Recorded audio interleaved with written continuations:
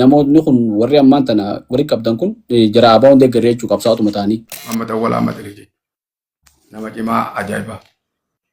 Mee gaata seenaattis deebisa osoo gartee chaatiraas hin gaafanne sochiin godhaa turte kitaaba barreessuudhaaf gaafas illee takkaan dhaabbanne jechuudha. Kas jalaa faca'ee fi gartee qabsoon bakka adda addaa deemuu qabdi. Riifi maanfaa kanii nam fide kun ijoollee warroota barate gurguddaa warra Wallaggaatii bara. Jara Sudaan kun isaan quunnamaan turre. Addis Islaama bilisummaa Oromiyaatis uunoo xoorayilochi mokonnonochi gababii wanti guddaa isaan qabattee. Mahammad Awwala Ahmad Ali dheeraadhaa qabsoo Oromoo. Guyyaa dargiin kufuuf deema jaan yookaan kufa irraa jalqabne ammas tiiree kuffisuudhaaf nu karoora kaayyanne eenyuu fi nuti Oromoo bakka qabsiisuudhaafi. Murni adda bilisummaa Oromoo Suudaan san. Seenaalee nama boochiftu tan ajaa'ibaa tiini wanti achi harkee hoggaan ammaa eegama chaartara irraa baane jechuudha 94 ani biyya alaa keessan ture. Obboleessi Abiyyi kan isin wajjin ture yoo abaa keessa ture moo isin wajjin ture moo akkamitti isin wajjin biyyatti galuu mudate?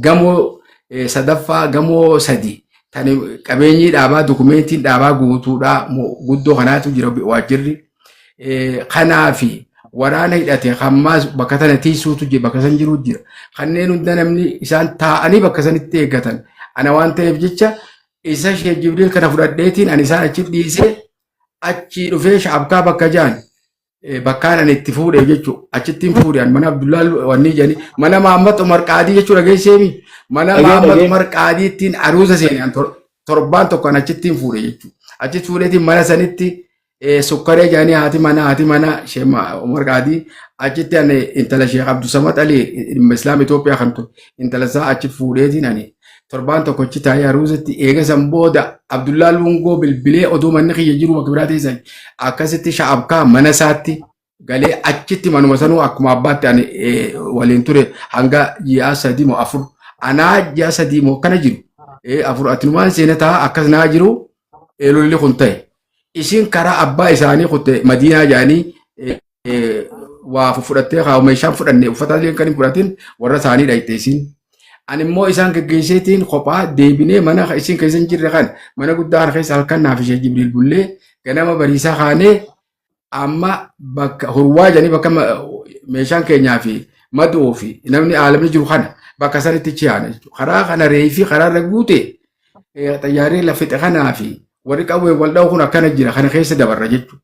Osoo deemnuu kana keessa dabarru bakka gariin nu qabanii nu gaafatanii waraqaan qabatanii mootummaan Somaaliin akkanatti afaan Somaalee dubbatu inni garsiisa waraqaa Arabiitiin qabaa ta sooressi jaarraa bagataan akkanni qabaa ta ergoo alaatiin itti ani hojiirra jiruun qabaa ni argisiise annama dabalamaasi akkanaati jeeni dabri naan jedhan osuma dabri jedhanuutu lafa oole bakka isiin warri US jedhan irraa lolu kana achi bira geenye kunillee dabraa jeenu dabarse fagaa bakka jedhan takkatti nu qaban jarri isaa hargeysaa kun nu tokkome jechuudha.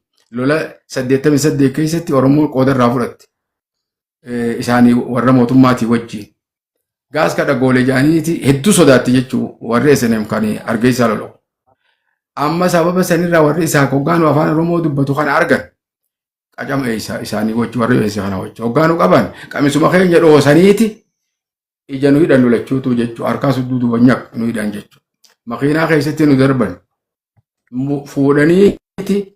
Mana hoteela tokko qofaatu nuufi biiroo teenya hedduu jira. Bakka galtiitiif nu hedduu yoo jiraatte meetira 300 ta'u. Bakka wanni keenya madoon teenya wanti ijoolleen teenya galtu kana olaanu. Amma gaarkee guddaan. Amma hoggaa tana fuudhaniituma hotel fagaa jedhaniini hotel kaa jedhanii fagaa kanarraa hoggaatti ol seennu hotel kaa kana ol nu naqaniituma keessa mana keessa akkatti ol nu naqanii ija nurraa banan.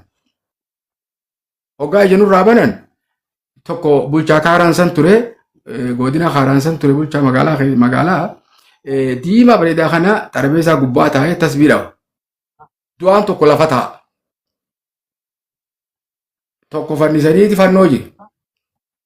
Hoggaa ol naqani akkuma tokko taane akka taanee hin beeynu. Maal nuun jee namichi amma achirra taa'u suni nuti waan nu jeesaniif ni beeyna. isin miskiina rabbiiti maalirraa isin fidanii je maalirraa isin gattu isin fidan nun je waan beeynu jenneen ka waan nu fidaniif isa kana amma hoggaa halkan bullo halkan waliin bullee ruuza wayii takka fidanii namni kana jiru maal nyaata nyaanni nu keessa gadi hin deemu du'aanuu kun fannifamee taa'a kun lafa taa'a kun illee dhanduwatti eeggachuuf hin taa'a jechuun jira maal goota re'ati amma gaa kana nu amma akkasi jiru bullee ganama warra diilaa tokko qabanii fidanii nutti ol naqan Somaalee. Qabu godhanii nutti ol naqan. Hoggaa ol nu naqan warra waa maayikan kuni maali kun maali hoggaa jaani qobaniituma kalafa jirus kana saada kutanii lachuutu harkisanii gaa baasan nurra. Baasanii amma jara kan ol naqanii qoonqoon nu fitte Somaaleen ni iyyiti wanti osoo hin dandeessu waan maraatu wayiiti iyyiti qoonqoon nu fitte barka gatu yaan qoonqoon nu fitte jettee iyyiti. Amma gaa kana ruuza cirrachumaa wajji akkatti fidan hin beeku ani hammaanii fidan haruma cirrachaa wajji nyaatti nuti eessaa nyaanna. Sheeyni quraanuma rabbii qare haa. Quraanuma atis waan dandeessu qare anis gaa quraanuma rabbii kana namuu waan danda'u qara'u. Osumaa kana jirru kanatti wanni jirru qaalicha asirra xarbeessa irra taa'u kana gabbaasanii waluma dura dhawan. Amma warra diilaa kana wayi bakka takkatti gaa amma cin dhugatanii. Waan ajaa'iba sitti ta'u bakka takkatti fuudhaniituma ija nu hidhanii harka duubatti miila keenya hidhanii gilibaajii makiinaa isa kan rogaa jedhanii kan waa makiinaa gilibaajii kana gubbatti nu guuran. Fuudhaniiti bakka silaatti nama geessan nu geessan. Hoggaa nu geessan warii akka dajijaa hoggaa jedhanii irraa buusaa hoggaa jedhan amma irraa buusaa isaanii jiruu fi makiinaan jaadbarree tarii wanni jedhanii baatrooliin kubbaa. Rasaasa gurguddaa ta darbitu tun itti banaa dhufte gaagamaa gama naatu achi battuu achi banti warararaa baqadhaa hoggaa isaan jaan namichi gaf galaf godhaatuma nuun garagale hara garagaleen beeynu manuti ijji nu hidha rasaasuma firdattee ina malee nuti amma nu akkasi jiru bootee naaftaa jira bootee bishaan wanni naaftaan keessa guutu hoggaa makiinaan wanni gigif jechi dhaye booteen wanni naaftaan tura akkuma jirtu nu garagalti qaamni keenya kun naaftu. Deebisanii eessanu deebisan bakkuma irraa nu guuran sanitti akkuma dhagaa nu gannaqan. Hoggaa nu gannaqan qaalicha Sheek Jibriil kana haareenni hangana gawan. Huccuu Paakistaan firraa qaba. Wannuufi Paakistaaniif goota ajaniitu malaan ariita kana qabanii foonii wajjirraa buqqeessan. Yaaboo afaan Somaaleen beeku anaatu beeka miskiina namni kuniiti akkanan godina hogganju. Wariyaa kan waakii ziyaad barre lejjooga jebo kuni ziyaad barre ti wajji aboo kanan beeytu hoggaa jaan akkatti na qabanu an hin beeku. Hidhaa laal fuudhanii tilaa Falastiin hudduu duuba akka Falastiin jennaan hudduu duuba fidanii miila kiyyaa fi ciqilee tiyyaa fi jilba kiyya gama duubaati walirra fidan. Akkasin na garagalchan. Gororina keessaa yaa'u quba gudduu kanarra quba abba gudduu jaan kanarra guddaa kana keessaa gaddeemu. Ablee garaarratti kana na dhawa.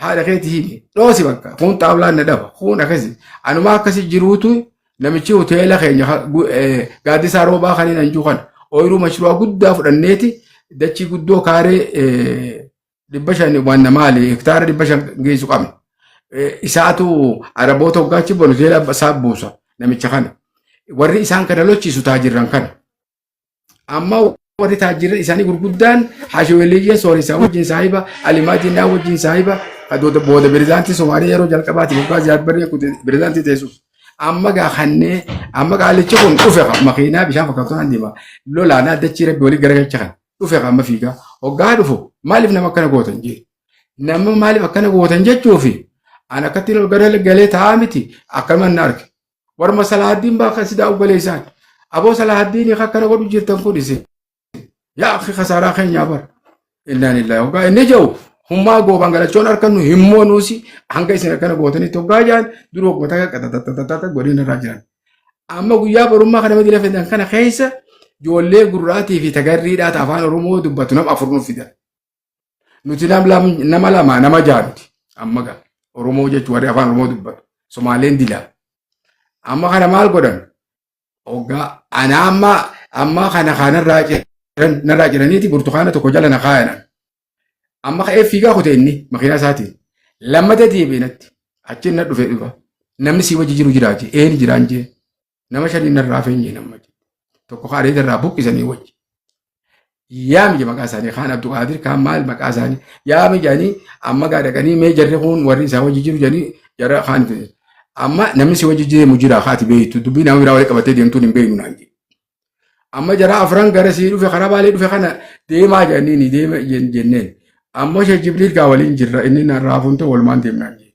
Amma si qabanii makiinumatti yatana naasii geessan. Biyyee tana naaf ta'a wajji biyyeen na laaqanii naman fakkaadhu haa bar wanitti namni nan beeyu. Biyyee tana nu laaqanii naaf ta'a wajjiin anaa gurraacha meedhaa kee kana gartaa mi'aa isheeniiti. Anaa kanaa ha biyyee wajji walitti naaf ta'a wajjiin nu laaqan kaa laalimeeti. Sheetichi Paakistaan illee irraa afaan aftaarraa wallahi gadi gaaditee bagaala inni wayya xiqqoo diimaan irraa afa inni ammaas akkasitti hin tubne isa areeta qofa fuudhan malee.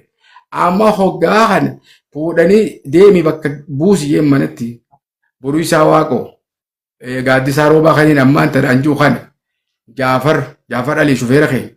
Amma gaanamni hedduu dhala dhiiraa mana mooraan jettu sana uffata kiyya kana boruu isaa waaqooti arsitti du'e boruu isaa waaqoo kun arsii bahaatti du'e ajajaa waraanaa jaba kanii.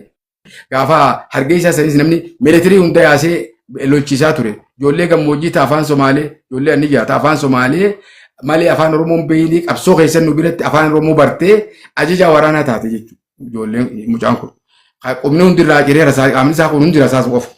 Amma mucaa kana harkaa qaba uffata kiyyaa diinagdees isaa harkaa qaba. Amma kanaan dhufe kaayi ana kun namni na beeku jira. Iyyansa kaa namni hoggaanan dhufu. Na buusanii. Akkasitti huccuu gaatana hoggasuma irraa fuudhanii alumatti darballaan alumatti huccuu sana uffata kaanitti jijjiiradhe akkasitti walitti qabee lammiilee kiyyu hundi hiita qaba.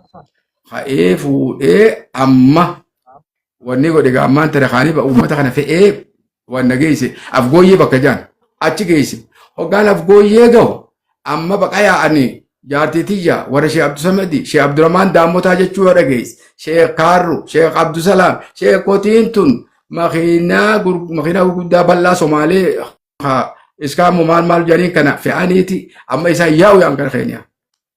Amma tiyyatana dadhabanii uu jettee sheekotiini Sheekh Daammotaa isaan kaanaa godheesi Sheekh Abdurrahmaan Daammotaati abbaan bakka buuseeti Sheekh Abdusamad. Sheekh Abdurrahmaan Daawwata asirratti hin beeka. Sheekh Abdurrahmaan Daawwata ijoollee isaatiin beeka. Madrasaa sanittu kompiitara fa'aa biradde madrasaa sanitti isaan hin beeka. Akka gaarii beeytaa akkasitti isaan kaanaa godhe Sheekh Abdusamad. Sheenyaa godhu jee akkasitti isaan kaanaa godhe akkasitti duuba irra qara'ee ammaan tana gaa if jala qabee irra qara'ee keessumaayyoo nu jala dhufaati. Kootu yaabbaati jee kadhatee wali fuudhanii isaan waliin Keeniyaa kutan. Amma gaa bakkaan itti dhiise tanan jiran wanniin faan sooressi faan. Achitti waraanni halkan qacabee yaa'u ha Somaalee waraanni militiriidha. Itti dhufee dhalaa hunda turaaf godhee ollaa isaanii gaaganda hunda. Ganama kun haturaaf ta'e tanaa hojii arganii aboonu baasa. Asii beeydaboodha qaanfaa isaan. Asii hin cabsaa waarii of deemmaasan wannarraa ka'ee mee umaa harkaan qabanii maallaqaas fuudhee baasapoortii falmata tokko wali qabee waa hunda wali qabee amma cabsaa kana fuudhee eessatti hin deemamma beeydaboo isaaniif geessee isaan laaluuf amma. Isaan hundi gaa waan alaa kana keessumaa kiyyaa bara. Amma akkatti hin deemu jira. Amma hogganaa fi cabsaa waarii wallawweynee bakka dirree xayyaaraa balli guballee jaanii hoggaa nuti bakka san bira geenyu. Miletiriin gaara seene kuni makiinaa nuti keessi jiru makiinaa gurguddoo lamaa jira. Wal jala yaa'u jira otoobis gurguddaa kana. Yaa bole Somaaleen tun rabshaa malee wayi qabdi. Dimatfoor maali minashiri qawwee SK tana fuuteeti waraana qawwee dhate garraan itti cidhooyti. Girnoofumaa fi baasuu kan nuti as deebisan ka. Nama kana laal alla tallaa yooma jettilaa Somaaleen tun akka dheeratte qaruuraa tana daakanii fixan. Nuti meeshaa akkanuma qabanneeti akka bararree buune lafa. Bararreetuma kaa buune lafa dib achiin kakaanee zigzaagii kaa fiigicha. Harkaa baane yoo xiqqaate nama 70 fi waa keessaa namni lubbuun bahe nama 10 ta'u. Kunni dhume gammaa kunis. Yaadannoo beeki gaafatu amma tasadaffaati la. Amma kakaaneeti wallawweynee jaanii magaalaa wallawweynee san dhayne. Amma galgala guyyaa fiigaa olleeti miilaan dhayne.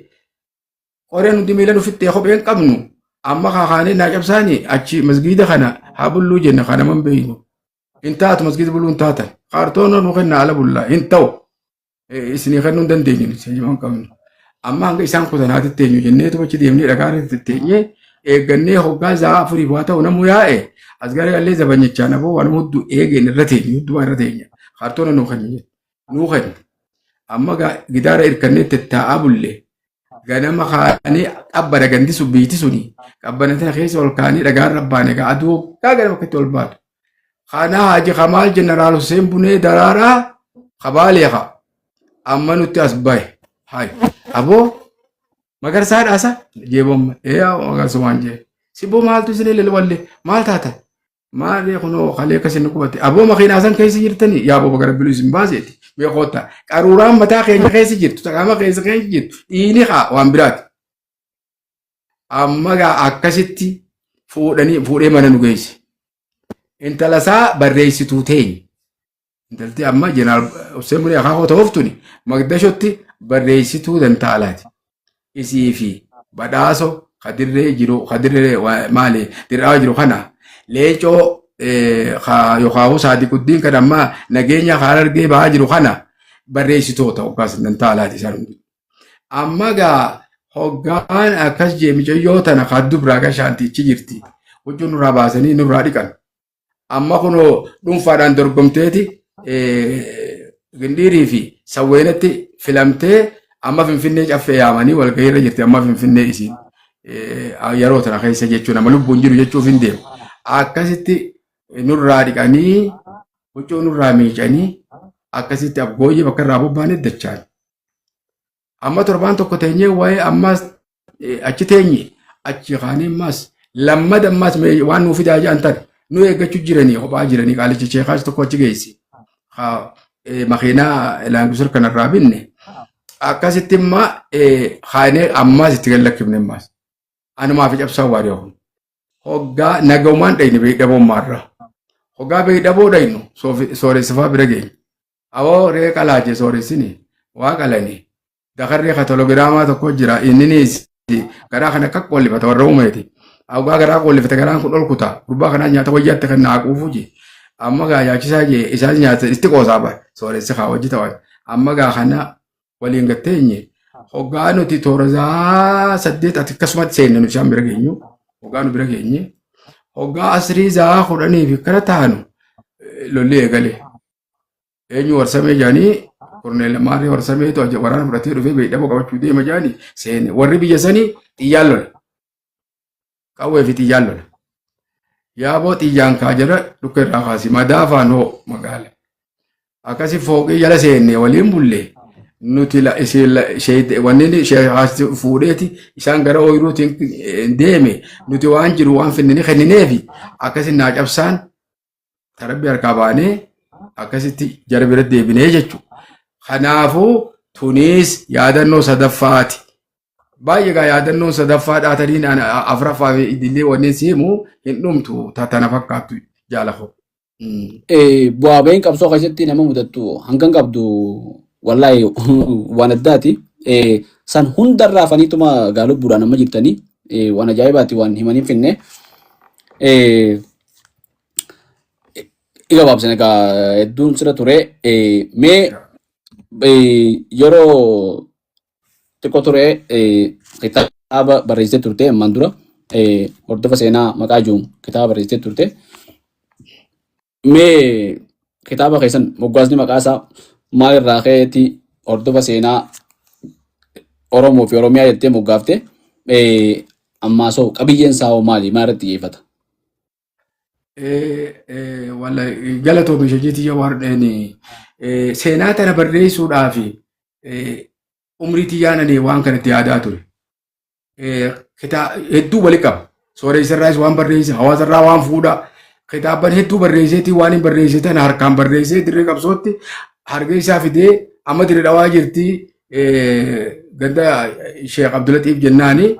Ta duratti yeroo jalqabaatiif intala isiidhaa odoonta Sheekh Abdusamadiin fuudhin ibsaa gammachuu fa'aa manguddummaa naa dhaqan sila anaaf jechuu an dhaabaan naa hayyame warra dhaabame hayyameef yeroo jalqabaatiif hayyameef keessa bobbaasaa turaana dura lammaffaan ana ture kadhaabni hayyameef keessa jechuudha. Sababa kanarraa kan ka'een amma achi kaayeetiin an biyya alaa kote 88 akkaniin juukan lolli argeessa ta'eeti ibiddan naqanii guban. ammas yaanni kiyyawee takkaan rambaafanne alarra wali qabeetiin suudirraa maama shee maamata amma xaatii fi shee kamaalii iseeti shee yusuf dirka kamakkaati warri sheekotiin idilee warra naa wajjin hojjechaa ture jechuun suudii keessatti jechuudha. Sheekotii tanarraayis waan seenaa isaa wali qaban shee mataa hodhetti wali qabe kanaas irraa fuudhee wali qabeetiin baase kanaas. Ana ammaas kana jiru gaafaan ammaas sagaltamii takka seenaa kana amma kayeetiin ani Jabuutii dhufe sooressaa wajjin dabalee sooressa Oromiyaatti erginee anaa fi Shee Umar Mahammad Usmaa'il jechuu Kaarsii itti gaafataman dantaalaa isa ani itti aanaadha. Amma gaa isin lamaan tokko Jabuutii bahaa karra hidhamte tana telegiraamni telefoonni wanti hundi nurraa hidhame achi baa karaa banaa gargaarsan dafaadhaati uummata waraana dhaqqabaa jedhanii nu dhaamanii akka bobbaanu nu godhan isaanis deeman dirree Oromiyaa. Amma gaa xayyaara tokko 18 fuudhu warra Hashweliyee dhufe. Isin dhaynee dubbifne yookaan dubbifnu isin lamaan irraa nama tokko ni fudhannaa jira. Shee Umar hawaasa achii qaba. Dubra gurguddaa fi hawaasa qaba. Shee Umar Arsiiku. Amma namni hawaasa hin qabne kachii namumaata kan qabne ani. Inni adeemu hayyee Jabuutiin dhufe. Anaa Jabuutii dhufee bultii 18 bulee dargiin mangistuun deeme jechuudha. Egaa amma baqattoota Jabuutii irraa uummata kana gaa wallahi seenaan dheertu kana ibseen dhaqqabnu kana naaf haa jiru. Ammas ambaasiin Suudaan Usmaan Abdallaan amma Shee Ahmad Yoonis kadirree dhawaatti akirame kana ni jira isanatti ergan jechuudha. Halkan zaashanitti anaa kaartoon jiru natti dhufanii anaa duruu gargaarsa kana fuudhee Mahammad Daawwitii fi Shee Umarii fi namoota adda addaatti hiree gaaratti duruu dirree qabsootti erge kana. Amma na dhufanii mana ambaasii nageessaniitiin kan ambaasicha bira ilaa halkan irraa qaaxiraa achi bullee amma ka'ii Magdashoo deemjaan warra kana fiduuf dhaabbilee siyaasaa kana fiduudhaaf jecha. Amma gaa ani ammaaf deemuu hin danda'u dhaabni hayyamaan jiru waraqaa barreesseetiin isinii kenna. Waraqaa barreesseetti kenna. Waraqaan deebisan ammaas nuun ibsine nama nu iddoo jiru nutti himne kanaafuu nuti akkanumatti deemuun taanu. Waraqaa ammoo hoggaa deebu xayyaarri deebee Jabuutii waraqaa bal'isi barreessi kenni jaanii akkasittiin namni nu iddoo jiru dhaaba kan iddoo jiru Ameerikaa irraa Herman Cohen Mahammad Amin Khaliifaa Suudaan irraa wanni Jeneraal Faatii ka Suudaan warri biraa ka Afrikaa ka wajjin jiru wajjin iddoon nu iddoo jirtu wayyaanii Tigree wajjin nu iddoo jirtu jirti kanaafi sababa kanarraa kan ka'eeni jeeti waraqaa bal'isee ergeefi kanaafuu kaartuumi buutanii mootummaan Suudaanii fi manguddoon iddoo isin dubbiftee eega san booda fedhii keessanii seentanii jedhe barreesseef akkasitti ati gaafa kala isin jirtama Jabuutiin jira nama dhufe ana Jabuutii dhufee guyyaa 18 bulee rakkoon kun arga amma gaa dargiin deeme haga kana dargiin deeme guyyaa 18 kan kana akkanuma taa'uun turre beek inni deeme jennaan ka ummata Jabuutii kana fe'aa turre nuti kaartoomi jaanii Usmaa'il Umar Geellee qunnamnee manguddoof illee qunnamnee ijoollee teenya akka isiin biyya fe'amtu goone kaaneen lolla jettee ijoollee fe'aa turre nu akkasi jiruu ambaasiin dhufee na yaame akkasittiin saba sanitti xayyaarri deemee warra dhaaba siyaasaa tokko kan hambisin addi bilisummaa Oromoo TPLF Kashaabiyyaa ELF wanni nimmaasi EPLF Eertiraa wanni warri siyaasa kanneen hafin waldaa Maanuel Sidaamo Abdunaasir Western Somaalee Galbeet Somaalee Abo Jeneraal Waaqoo Guutuu Oromoo Abo Maalee kan ture Siraaj Haji Sagdaadii wani ka tokko hambisi walitti xaxanii kaartuumii buusanii xayyaarri deebee siyaasa boota amma dirree dhawaa jira warra jiru lubbuun jiru keessaa tokko warri ambaasii wajji xayyaarri deebee fuudhee xayyaara jala naaf isaan qabne xayyaara Suudaan jala nageessanii Jabuutitti kaartuumii barare jechuun isaan booda. Akkasittiin kaartuum hoggaan seeneesi ani odoon biyya seenin achiinaa dawwalinni maal godhanii Usmaan Abdallaati wajjin akka warra alaatii fi keessaa walitti hiriirsu akkaan achitti hafu godhan. Hoteela Saaraa Hotel jedhanii hoteelli naa qabame hoteela sanii ture ammaa. Achiin seenaa tana walitti qabammaa isaan kan jiru. Kaartuum keessa osoo jirtu jechuudha. Kaartuum keessa osoo jiru. Tanaas walitti qabeetiin ammas nama 48 barattoota qofa Dr. Hassan Turaabii fi Dr. Abdallah Hassan Almakki obboleessa Abiyyi Ahmad siigalee Mahammad Awwal Ahmad Ali kana wajjin socho'aa ture nama 48 achirraa feeneeti qaxxitaa xayyaara dargaggoon Suudaan tikeeta nuu murtee nama 7 nama 8 nama akkasitti Dr. Atturaabiin faan ballama seenanii fi warri dalagaa irra jirtanis bakka ama tokkoof hojjettanii gaafa deebitanitti mindaan keessan bakka san jira. Warri barnoota irra jirtanis Afrikaa mana Yuunivarsiitii Afrikaa kan jirtanis bakka barnootatti dhaabdan irraa guyyaa dhuftan amata booda bakka teessan achirraa isinitti buufamte. Kanaafuu deemaa jedhaniin bifa saniin feenee finnee akkasi finfinnetti bu'anis. Bifa kanaanis seenaa wali qabaa ture fedhiin tiyya seenaa barreessu. Amma niin gabaabsan. Barri kun waan bareedu naa kaafte bakka gabaabsinu biraa qottee jirti. Bara 90 fi takka keessa qabiyye seentan kun jechuun finnee dhuftanii. Bara 90 fi takka keessa dhufne nuti. Sheekh Hasan Turaabii kana waan isaa xiqqishuu waan hin dhageenye fakkaatti waan qabsoo Oromoo irraa namni kun waan qabsoo Oromoo irraa hubannoon inni qabu jarri gartee Suudaan kun hubannoon isaan qabsoo Oromootiif qaban akka gartee biyya galtanii hirmaannaa siyaasaa gootaniif wanni isaan godhan tun maaliif isaan isiniitu qunnamee gartee nu qunnamsiisaa jee immoo amma laal isaan ibsachi irratti leenjii nu kennan guyyaa 15 leenjii kennan.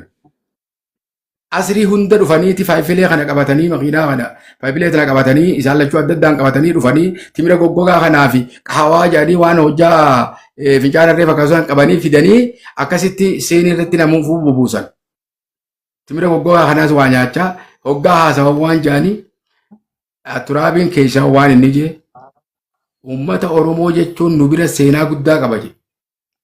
Yeroo jalqabaatiif wilaayatil wusxaa kutaa jaharratti namni mootummaa Suudaan gadhaabe mootummaa Oromootii jira. Duuba nuti galata guddaa nu bira qabanii jira. Akkasuma wajji ammaas uummanni Kaartuumii fi Umduramaan idduu qubatu kun warri mataa luuccaa magaalli kun warra Nuubiyaa jaan kun dhala Oromooti jira. Ifin beekan malee. Nuti jalqabarraa jalqabnee gaafa dargiitiisi. Oromoo bakka qabsiisuuf qabsaawaa turre. Kutaa Damaazeen gabbataa kana kennineetii fi abaawoon asoosaa kana achi deemtee dha'uu dadhabde. Amata soddo asuma teessi. Ammaas itti qabsoodee isaan dhiifneeti achi deemnee TPLF fudhanne je. TPLF fi EPLF Eertiraa wal dha'uu turan je. Walitti qabnee finnee araarsinee achi garagalchine je. Sochii cimaa goote je duuba. Walii hinne je alaa keessa uummataa wajjin. Waggaa 8 keessatti dargii akka kuffiftu sababa taate jedhe. Guyyaa dargiin kufuuf deema jaani yookaan kufeerraa jalqabne ammas tiree kuffisuudhaaf nu karoora kaayyanne. Eenyuu fi nuti Oromoo bakka qabsiisuudhaaf uummata Oromoo miskiina kana bakka qabsiisuuf qabsoon gootu. Waan kana taheef gaaffii keessa isinii hayyamne barattoota hunda hanga dandametti namoonni cima jaani. Laal Shariif Imaam faa kan Wallaggaa keessa jira. Sheekh Kamaal faa kan Jimmaa jira. Taajuddiin warra Yuunivarsiitii irraa bahe Elibbaa Boorii jira. Namni hijaaban qabu kan Sheekh Maamad Hussein Arsii. Sheekh Maamad Alii Najdisoo kan amma kunoo diriijitii guddoo qaba Finfinnee Alamganatti. Maajister Sultaan nama Arsii kunoo Asallatti mana barumsaa guddaa qabu. Nama 48 achirraa feenee finne. Akka bifa saniin finne jechuun isaan deeggarsa nu godhan hedduu fedhii qabanii jechuun waan keenya kanarratti. Hedduu bareedduudha. Gaafa san hedduu bareeddu. Gaafa san Suudaan gaafa san ammaan tana Itoophiyaatti akkasitti gartee deeggarsiisin godhaa turte sun ammaan tana fiifuu wal waraansa keessa jirti. Gaafa san murni adda bilisummaa Oromoo fakkeenyaaf waan leencoon kitaaba isaa rakkaase tokko gaafa gartee baroo fi badoon wareegaman san. Baara hojii wanni haasofne keessa qabsoo gartee nuti asii bakka hin qabnu iddoo hin qabnu naan je'ee qabsoo gartee dirree qabsoo lixatti saaquu qabna je'ee wajjin mareennee je'ee waan kaase qaba. Qabsoon lixaa san gartee gama Suudaan saniin na fakkaata. Murni adda bilisummaa Oromoo Suudaan san dhaabdi faalleen Suudaan turuu waan takka kaasanii jira. Isaanoo wajjin jiranii jara Suudaan kun isaanoo qunnamaan turre.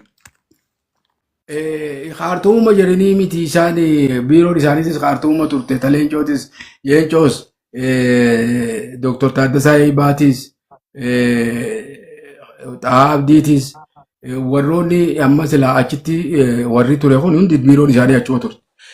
Kana ammaan tana Turaabiin Damaazeen guutuu kennineefiiti magaazina meeqa guuttatanii achuma taa'anii asoosaa kana dha'uu dadhaban juus kanuma karaa lixaatiin kan isaan seenanii waan goone jedhe. Kuni gaamaayii irratti jechuun lolli asoosatti yeroo takka lama akkasitti maayii jechuun lolli godhame jechuun maayii dhuma irratti jechuun 88 booda. Kanaafuu amma santu isaanumaan goone jeeti Umar Wallaggaa jennaan maqaan isaa Tasfaayeedha. Ni namani jee jabaatil islaamiyyaa inqaazi Oromiyaa jee jabaa takkaan dhaabbadhaa jee duraan ani filoo wajjin socho'aan jee hin taane tunis ifiifin tabiraa dhaabbadha jee jiddatti walgahii guddoo goone Dr. Maanii itti gaafatamaa dargaggoo aalam islaamaatii wajji fuula keenya dura fidanii isaas teenyee wajji haasofne akkasitti innichi deemee tarkaanfiin guyyaa san isaas itti fudhanne wanni tun sirrii miti jedhanii Maammoo Mojoo Abdurrahmaan Mojoo fa'aa jedhanii amma kunoo kanaa wanni jiran Ameerikaa jira. Inni achitti sanawii yookaan sekandarii barachaa ture. Isa beeka waan ta'eef amantittis nama cimaadhaa ni dubbata. Namni kun islaamummaa hunguunne islaamallee hin taane waa islaamallee oofuu hin danda'u. Taa'ellee ulamaa kana duratti illee taa'ee haasa'uu hin danda'u. Ammallee ni gantu wanni irratti amma ulamaa'ii wajjin biiroolee dhaqanii andabaa islaamaati jee eega san booda deebi'ee kophaa afaan Ingilizii waan dubbatu waan san hunda maqaa isaatti deebisee sochiin taane hojjete waan ta'eef jecha hitawuun qabu jee tasfaayeen anni nuti haala hin barbaadu Abdurrahmaan jiraate jee akkasitti Abdurrahmaan hin dubbatin haasuu deemu yaani osoo waliin galiin adda baane jechuudha.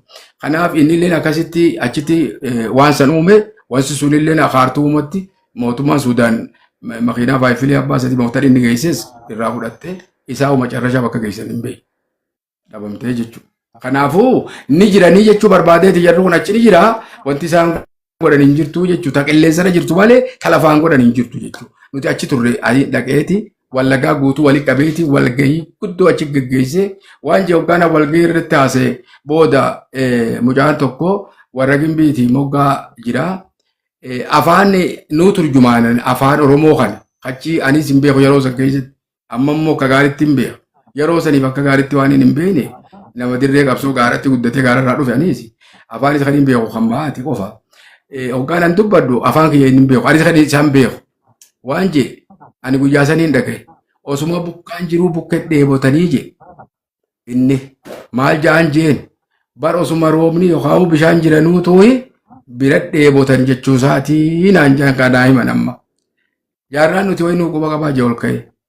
Haga nuti asii duunu ilaa kuunoo biyyatti illee jaarree hawaasa illee jaarree qeeroo illee jaarree dhaaba kana deeggaruudhaaf nuti duunu wayinuu quba qabaa jee ammoo qabsoo teenya jenneeti qabsoo tana goonaa jee. Hawaasni kun guutuu walitti qabee waan hin keessa beekuu fi wadiin amma wanti jiraatanuma jeesi itti muuf jechuudha. Ichumattuu jechuun Suudaan sanittuu warri ABO'dhaa kan jiranii namoonni kun warri ammaan tana warri qabdan kun jara ABO'n deeggaree jechuu qabsaa'otuma ta'anii. Jarri kun hammi isaanii warri amma maqaa dha'u immoo. Mucaa ammaan tana haasa'u kana fa'aa nama gaafa sana.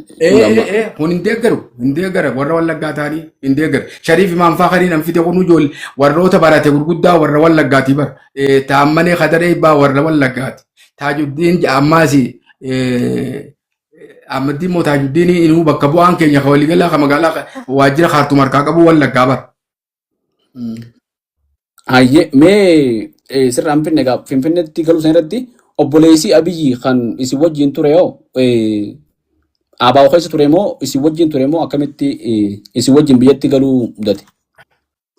Ijoollee dammaytuu warra nuti achi keessatti dammaysinee sochoofnee akka malee socho'ee fedhii qabu keessaa tokko waan ta'eef jecha waan san hunda biiroolee hunda naa wajji qunnamuuf keessa beeka achi ture nama waliin biyya isaan akka gaarii beeku waan ta'eef jecha ijoolleen amma walaayii ogaa waan kana dhagaan warri amma waa'ee tiyya ajaa'ibu jira amma nuur jaanii ijoollee jimmaatu jira elebbaa boor ammaa kanin amma reefu Taajuddiin Jamalee wadaa jira Sharaf Abdurrahmaanii jira isa jarri kuni warra nu wajjin achitti socho'aa ture tokkollee nu warri deeggarsa san qabu hin jiru deeggarsa keenya qaba jarri kun ichirraa ka'eeti nu wajjin socho'ee dargaggoota kana hunda warra dargaggoo wanni jaanii Ashabaab Suudaanii jaanii warri kun qunnamnee TV Suudaanii irraa akka dubbannu isaan mijeessee akkachirraa tikeeta nu moranii walumaa galatti nama kana geggeessinus kan godhe isa jechuudha. mucaa kanaatu sochii godhe jechuudha. Inni kun ammas akkuma dhufetti ani amma bultii 10 booda'ani Finfinneetti jechuudha. Hanga mariidhaa fi waa'ee chaartaraa irratti. Inni immoo suduudhaan akka dhufetti Harar dhufee hoggasuma waraanatti dabalame jechuudha. Amma gaa anachi booda dhufanii sooressi ifaan achi naamni kan dhubbaaftu na yaamtee bulchiinsa Harargee bakka bu'eetiin bulchiinsa irra ture jechuudha. Bulchiinsa Harargee irra ture jechuudha yeroo sana. Akkumaan dhufetti jechuudha. Inni achumaan se'eeti yeroo adda baanee chaartarri diigamee lolaan wal eegalle maayaa guddootti du'e jechuudha. Lola irratti jechuudha. Mammaxa walaa maxxanee jechuudha. Nama cimaa ajaa'ibaa. Amma gaa Abiyyi muummicha ministeera Itoophiyaati.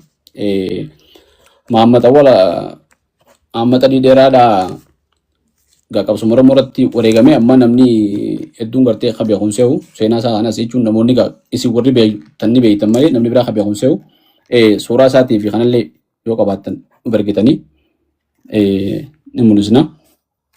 Obboleessa biyyiiti amma gaa obboleessa muummicha ministeera ta'urree waan guddaadha beekamtu guddoodha. Inni akkasii wareegame. Eegasi gaafni kun gaafa gartee ABO'nis biiroo qabachaa turte gaafa chaartara kana jechuudha gaafni sun gaafa seetan kana. Jechuun akkuma seennetti kan namuu waajjira Finfinnee banatee Gulalleetti ABO'nis Gulallee banattee addi Islaama bilisummaa Oromiyaatis uunoo xoorayilochi mokonnonochi kibabii wanti guddaa san qabattee akkasitti namuu biiroo qabatee ture gaafa san baaseensitti socho'aa ture Oromiyaa keessa. Hedduu bareeddu. Mee gaafa eega gartee deemaatti dhufneefu waan chaartaraa san xiqqoo haafneeti bira kunna. Osoo gartee bara kitaaba keetitti deemnuuti seenaa keessa osoo deemnu kaartumitti seenaa walitti qabuudhaaf sochii goote osoo dubbannuutu Finfinnee gallee osoo ta seenaa san hin fudhatini. Mee gaa ta seenaattis deebisa osoo gartee ta chaartaraa sin gaafanne sochiin godhaa turte kitaaba barreessuudhaaf gaafas illee takkaan dhaabbanne jechuudha. Kas jalaa faca'ee fi gartee qabsoon bakka adda addaa deemuu qabdi gaara keessa deemuu qabdi. Biyya taanii deemuu qabdi. Waluma qabaa turtees harkaa facaatus eega Finfinnee seentees seenaa walitti qabuun dhiifne jechuudha. Beekamaadha. Takkaan dhiifnee eega samboon eega chaartara irraa baadee hangaan biyya alaa keessa deemu walittiin qabuu turean. Hangaan biyya alaa keessa deemu kaartuum irraa walittiin qabaa ture. Masrii irraa Seelimbaqii magaalaa Usurii irraas waan baay'ee walitti qabee biyyoota hedduu keessaas maqaa hedduun guure. Kanneen hundinuu amma kitaaba kana gubbaa jiranii seenaalee nama bochiftu tan ajaa'ibaa tiini wanti achi harkee hoggaan amma eegama chaartara irraa baane jechuudha. 94 ani biyya alaa keessaan ture jechuudha. Kanaan sooressaafis kooppii godhee jiddatti ergee fi tiransii ani akkasitti jabuuti dhufee anaaf Jawaar Sayyid Muftii kaartuumitti dhiiseetiin achitti akramennini akkasittiin eegasan boodaa walitti qabaa ture jechuudha. Eegaan biyyatti deebi'ees niin eegalee barreessuu niin eegalee hordofa seenaa jaldii tokkoffaa jeetiin kana barreesse. Kana ammaa Oromoo fi Oromiyaa irratti qabeen isaatiis wanni jettu jiruuf jireenya saba Oromoo hidda dhaloota Oromoo madda dhaloota Oromoo akaakuu dhaloota Oromoo qubata sanyii Oromoo latiinsa saba Oromoo afaan Oromoo amantaa Oromoo aadaa Oromoo dhahaa yookaan kalandara Oromoodha qarooma saba Oromoo barruulee Oromoo bulmaata gadaa mootummoota Oromoo Oromiyaa qubee afaan Oromoo hajuu if keessaa qaba jechuudha. Ni dhageessaami? Sirrittiin dhagaa. Kuni ka tokkoffaati. Kitaaba tokkoffaa akkasittiin san barreesse. Kitaabni lammaffaatis kanaan wajjin garaagarummaa qabu. Hordofa seenaa jaldii lammaffaati. Inni jaldii lammaffaa kunis fakkeenyaaf wanni if keessaa qabaa Oromoo fi Oromiyaadha kun. Oromoo fi Oromiyaadha. Wanni madda dhaloota kuushja. Lammaffaa kun maxxanfamee jiru moo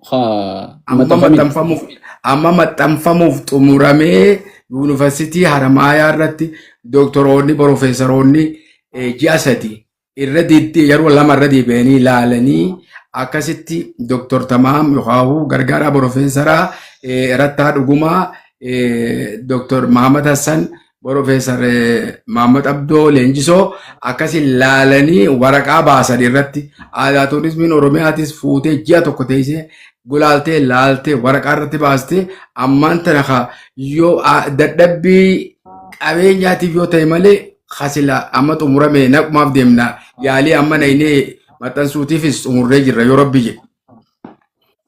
Hedduu bareedaadha.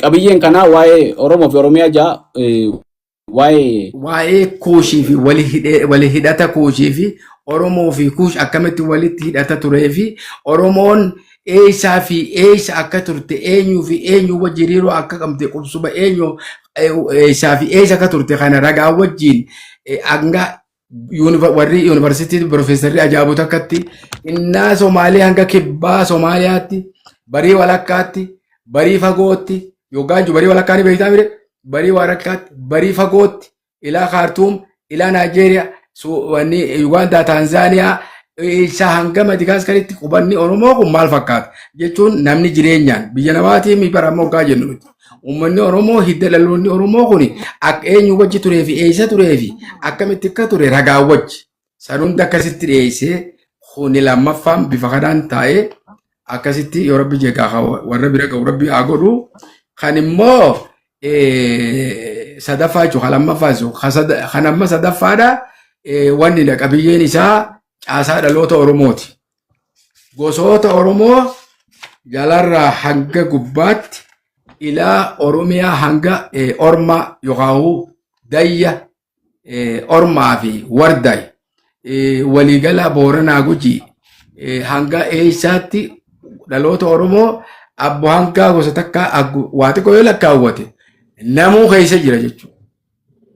Ati yoo xiqqoo lakkaawwatte akaakuu abaaboo keessa jira jechuudha. Adeerra kee hundi keessa jira.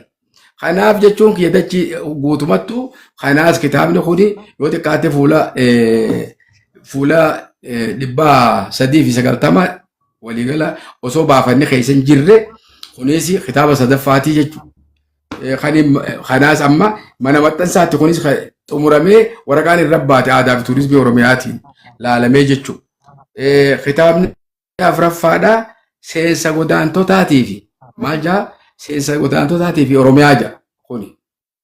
Seensa godaantotaatii fi Oromiyaa kajuu kuni akkamitti godaantonni dhufanii Oromiyaa irra qubatanii Oromoo dhiiban. Eenyufaa warri Oromoo dhiibi? Yoomi as Oromoo dhiiban? Yoom dhufan? Maal eega dhufan irratti hojjetan? Eenyufaa warri irratti hojjete? Bakka reefu warra nafxanyaa nu barsiisanii malkanyaa nu barsiisanis tokko nafne jechuu barbaadeeti. Gabaabatti kunis seensa godaantotaatii fi Oromiyaa jira. Kanaas akkasittiin qopheesse. Kunis 420 akkas ta'a. Kun immoo fincila. Kuni fincila fakkeessaaf amma kitaabni shanaffaa fincila eenyuti imma fakkee Macaatuu lama fincila Oromoota Baalee kan Afran Qalloo sochii adda addaatii fi akkamitti akka addi bilisummaa gara adda bilisummaa Oromootti ceewu sochiin akkamtu fincilaan godhameedha kun imma guutumatti yaappaa fi maarree fi icaame hoosee macaatii dachii rabbii tana waliin dabalatee buucaa fi jirmii fi tokkolleen irraa nafni hundi sadadii wajji wal guututti jira jechuudha. Kanaafuu kuni kitaabni shanaffaa akkasii jechuudha. Kunis dandeetuma dhabaanii taa'a malee ittuma jirra. Kun immoo seenaa qabsooti waan amma haasa'u war. Fuula 670. Abduu Jabbaar faa kunoo baankii laga raammis hojjetan namni Abduu Jabbaar faa beeku. Waatis